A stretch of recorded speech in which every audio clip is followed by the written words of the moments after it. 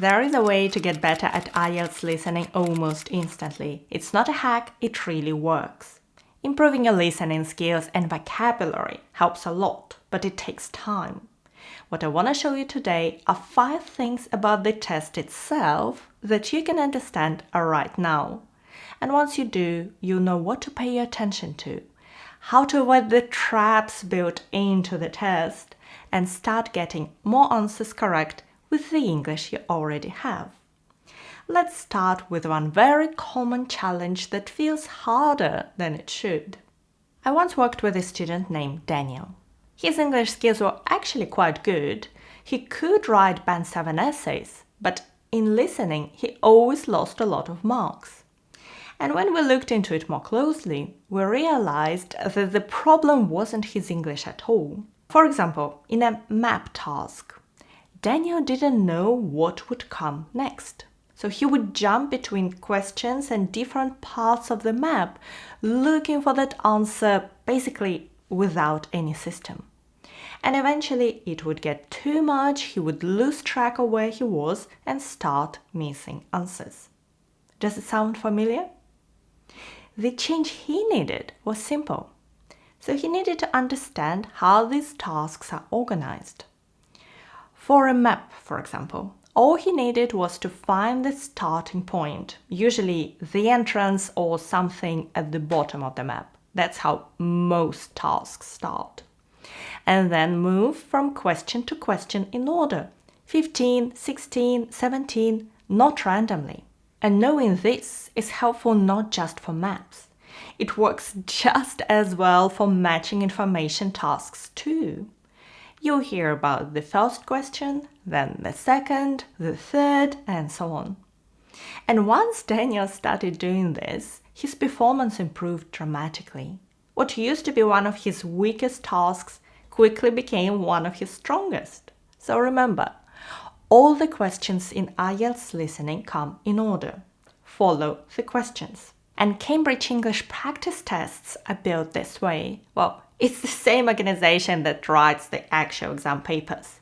But other tests may be different, and that's why you should use Cambridge tests for your practice. You know, from thousands of students I worked with, getting overwhelmed by the pace of the test is one of the most common reasons why students miss answers in IELTS listening. And it may show itself in a different way. If you've taken some practice tests, I'm sure you experienced this frustrating moment when the recording starts, but you are still halfway through reading the questions. And then you're trying to read and listen, and suddenly you've missed one answer, and then it's even more difficult to catch up and figure out which question you should be looking at. And this happens because the time you're given to read the questions, about 30 to 35 seconds, is simply not enough in some sections. Usually, in parts 3 and 4, options are long and detailed. For example, in part 3, you may need to read all this. And I can't finish it in 30 seconds. And I bet most of you won't finish either. But here is something that can really help. At the end of each section, you're given 30 seconds to check your answers. So use this revision time to read ahead, so you know what's coming in the next section. And yes, you are allowed to open the next section straight away before the instructions tell you go to section 3. Of course, it's not a silver bullet. These questions are still pretty tough, but they will be more manageable if you know what you're looking for. Now, imagine this. You're listening carefully, you hear the exact word from the question, it sounds like the answer. For example, you're looking for where the cafe is located, and you hear this: move the cafe closer to the lake. So you feel confident, yes, you've got it. The cafe is by the lake. But then the speaker continues, and the actual description is: we wanted to move the cafe closer to the lake, but then decided to keep it near the rose garden instead. And just like that, your answer is wrong. This is called a distractor. And distractors like this are built into the test. They mention something that sounds correct, but the real answer comes later, or sometimes before. And you see the same thing in multiple choice questions too. For example, what was the main reason the opening of the new library was delayed? And then you listen to the recording and you hear this. At first, we thought the delivery of building materials might cause a problem, since they arrived a bit late. So it sounds like the answer, right? But then the speaker continues. But in the end, this didn't really affect the schedule. So it sounds like the answer is A, the words are there, but then the speaker cancels it out and the real reason comes later. That's what makes it a distractor. Actually, if you look at the full transcript, all three options are mentioned. And if you lock in your answer too early, you'd almost certainly get it wrong.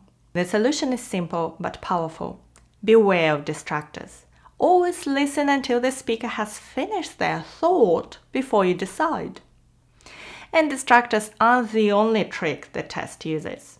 There is another one you should really be aware of. But first, let's switch gears for a moment and go through 7 quick wins. Some small changes that can instantly save you marks. First, spelling matters.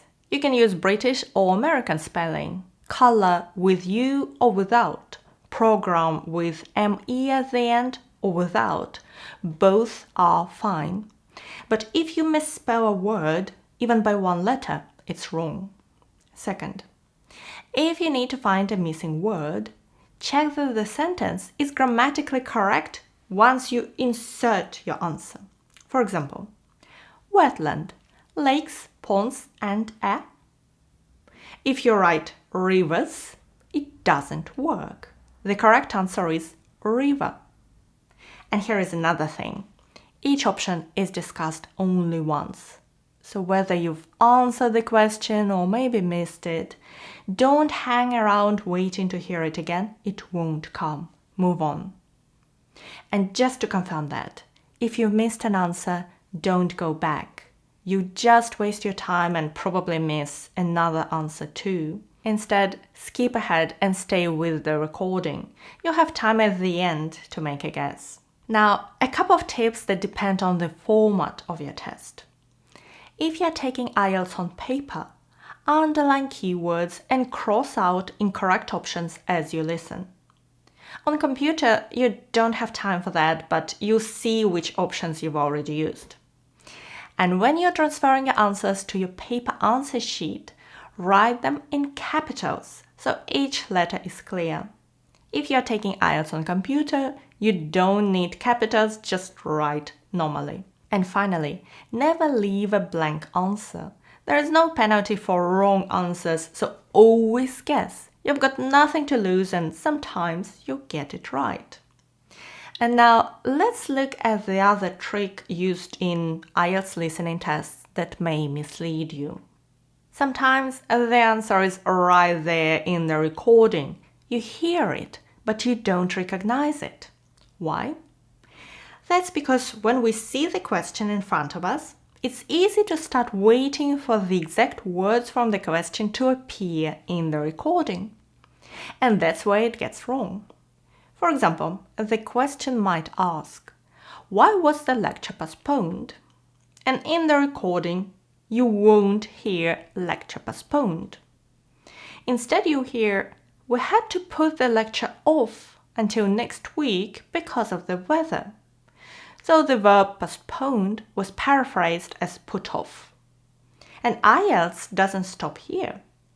The recording could say, we had to put the talk off. So here both the verb and the noun have been changed. And if you're only listening for exact words, you'll miss it. But if you're listening for meaning, you'll catch it. IELTS listening rarely repeats the question word for word. So instead they use synonyms or different phrasing. Remember, Correct answers are usually paraphrased. Don't listen for exact words, listen for meaning. What we've covered so far can give you improvements as soon as you hear it. But this last one is a little different. You actually need to put in some work first, but it's just too important not to mention. Each type of task requires its own strategy. And if you know exactly what to expect and how to deal with it, the test suddenly feels far more predictable. There are only 4 types of tasks in listening: filling in the blanks, multiple choice, maps, and matching information. So learn the strategies for each type. And on my channel, I publish really in-depth lessons on listening and reading, the level you would expect in a paid course. We go through strategies step by step and practice questions together. I recommend starting with multiple choice right here, and you can find the others in my listening crash course playlist linked below. And thank you so much for watching me today. Good luck with your preparation and your exam. Bye!